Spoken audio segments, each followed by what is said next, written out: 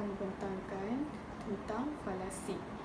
Menurut konsep Kuhn-Wills, falasi bermaksud kesilapan cara berfikir yang membawa kepada pendapat, huraian, kesimpulan yang keliru akibat penyalahgunaan proses ta'akkulan. Secara amnya, falasi terbahagi kepada dua, iaitu falasi berformal dan falasi tidak berformal. Untuk falasi formal, falasi ini hanya berlaku dalam hujah deduktif dan premis hujah tidak menyokong kesimpulannya. Manakala falasi tidak berformal adalah kelemahan yang terdapat di dalam hujah, tetapi kelemahan tersebut tiada kaitan secara langsung dengan kaedah hujah. Jadinya, mengapakah falasi ini terjadi? Apakah faktor-faktor yang mendorong kepada berlakunya falasi? Pertama adalah tidak mempunyai data yang mencukupi. Sudah terang lari bersuluh, jika kita tidak mempunyai data yang kukuh dan kuat, kita tidak akan mempunyai pendapat yang jelas dan kebenaran susah untuk diperoleh. Yang kedua adalah penghujah bias dan prejudis. Jika sikap sebegini berada semasa kita memberi hujah, kita susah untuk menerima dan menilai mana satukah yang menjadi kebenaran yang betul. Hal ini kerana kalau kita bias, setiap apa yang kita ingin memperkuatkan pastinya akan ditentang sekuat-kuatnya oleh orang yang lebih tinggi ataupun pihak atasan. Ketiga adalah andaian kepercayaan ataupun pendapat yang sangat menyeleweng daripada punca tajuk. Seandainya kita menyeleweng ataupun keluar daripada tajuk, pendapat yang kita berikan ataupun kesimpulan yang kita berikan kemungkinan akan ditolak sekeras-kerasnya dan pendapat yang kita beri tidak boleh digunakan. Keempat, faktor emosi. Semasa memberi hujah ataupun pendapat, jika kita mempunyai emosi yang tidak terkawal, kita tidak akan merasai nikmat untuk memberi maklumat dengan tenang. Jika kita tidak tenang, kita akan rasa beremosi dan apabila kita berhujah, kita rasakan ia seperti satu paksaan. Jenis-jenis faktor-faktor inilah yang akan mendorong berlakunya falasi. Sekarang saya akan terangkan terdapat 7 jenis falasi dan contoh untuk difahami. Pertama adalah falasi penyimpulan tidak relevan. Bermaksud penyimpulan yang dikemukakan menyimpang dari tujuan sebenar. Sebagai contoh, masalah pengangguran dalam negara disebabkan masalah ekonomi. Yang kedua, falasi serangan peribadi yang mengalihkan hujahan dengan isu peribadi. Andaikan Ali benar disebabkan cara pemakaiannya yang baik. Oleh itu, pendapat Ali diterima. Ketiga adalah falasi serangan situasi peribadi.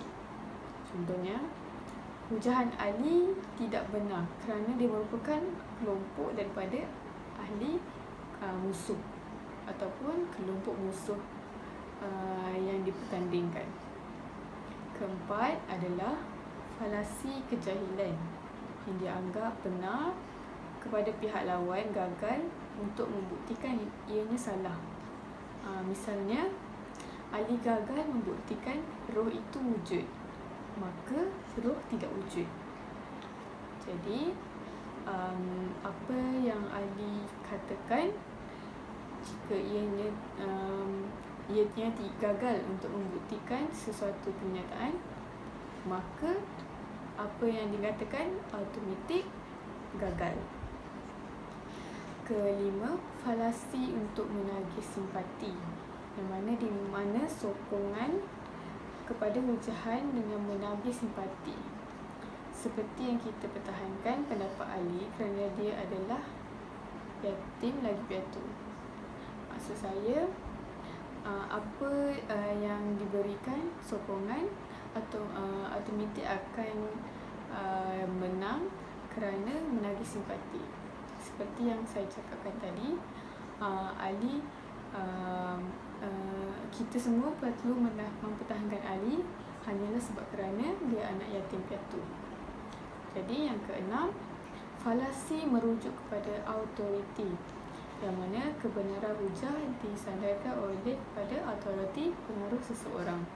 Sebagai contoh, tindakan Ali meletakkan palang di pintu pejabat adalah benar kerana dia adalah orang yang paling berpangkat.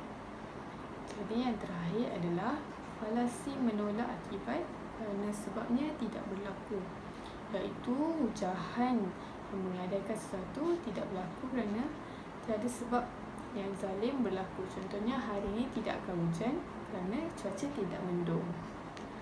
Kesimpulannya, falasi merupakan satu kesilapan yang tidak dapat kita halang secara langsung ataupun tidak langsung.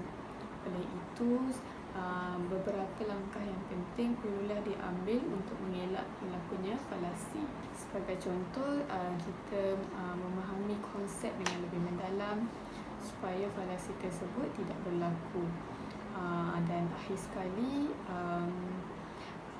aspek-aspek dalam memproses data dengan betul dan meneliti setiap apa yang ingin dihujahkan perlulah diteliti dengan baik agar apa yang kita berikan hujah itu dapat diterima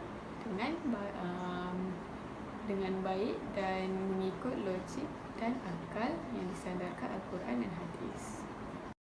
Rumusan yang dapat dibuat daripada hasil kajian ini mendapati bahawa kebanyakan daripada para responden mengetahui apa itu erti logik dan jawapan yang diberikan mempunyai maksud yang hampir-hampir sama oleh ke-17 orang responden ini. Hal ini amat penting kepada para remaja untuk mengetahui ilmu logik dan metodologi agar mereka tidak mudah terpesong kerana mereka ini merupakan generasi yang akan memimpin negara pada masa hadapan. Sebagai contoh adalah dari segi penyalahgunaan daun ketum. Pada era modernisasi masa kini, ramai para remaja yang telah terjebak dengan penyalahgunaan daun ketum ini.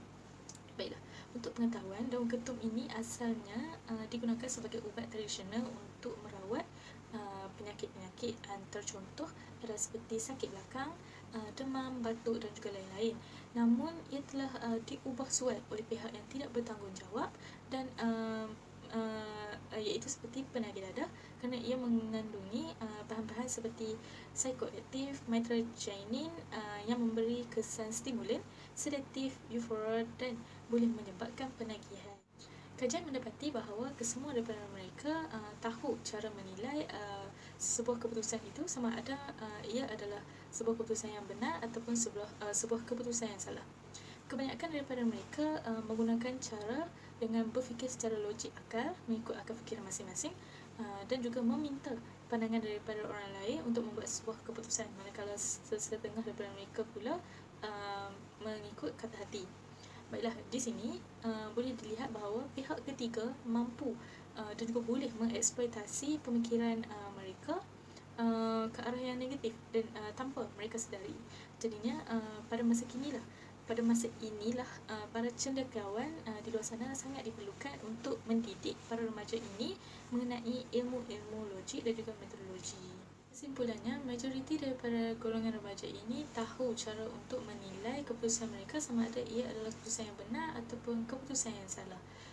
Namun kadang-kala mungkin mereka tidak sedar bahawa tidak kesemua perkara yang mereka fikirkan logik itu merupakan sebuah keputusan yang benar, kerana berkemungkinan ada pihak ketiga yang telah memesongkan cara pemikiran mereka tanpa mereka sedari. Jadi para remaja ini haruslah merujuk kepada sumber yang sahih seperti Al-Quran dan juga hadis, dan juga boleh bertanya kepada para cendekiawan yang betul dan tidak sebarangan orang. Jadinya selain itu hasil keseluruhan kajian soal sidik ini juga mendapati bahawa mereka bersetuju agar ilmu logik metodologi ini diterapkan dalam diri golongan remaja masa kini.